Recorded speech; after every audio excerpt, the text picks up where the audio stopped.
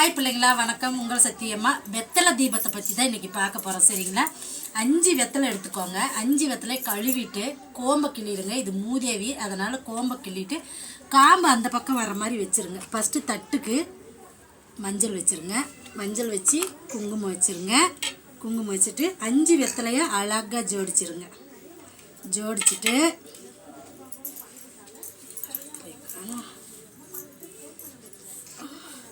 5 வெத்தலையை இந்த மாதிரி வச்சுட்டு 5 வெத்தலைக்கும் குங்குமம், மஞ்சள் குங்குமம் வச்சுருங்க.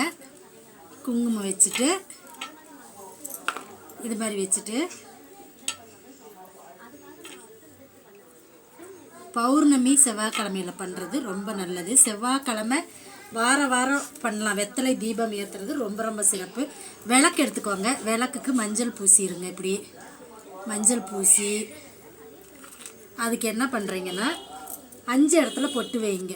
பஞ்சபூதங்களை இணைக்கிறது தான் இந்த விளக்கு. அதனால் 5 இடத்துல வச்சு இப்படி வச்சுட்டு இதுக்கு திரி போட்டுடலாம். திரி போட்டு எண்ணெய் ஊற்றி செவ்வாய்க்கிழமையானா வைக்கலாம். ஏன்னு கேட்டீங்கன்னு வச்சுக்கிங்களேன், இது வெத்தலை தீபம் ஏற்றுறது எந்த காரியங்கள் இருந்தாலும் வீட்டில் தொழில், வீட்டில் ஏதாவது இருந்துச்சுன்னா இந்த காரியமெல்லாம் தடை இல்லாமல் வரத்துக்கு தான் நம்ம இந்த வெத்தலை தீபம் ஏற்றுறது. சரிங்களா?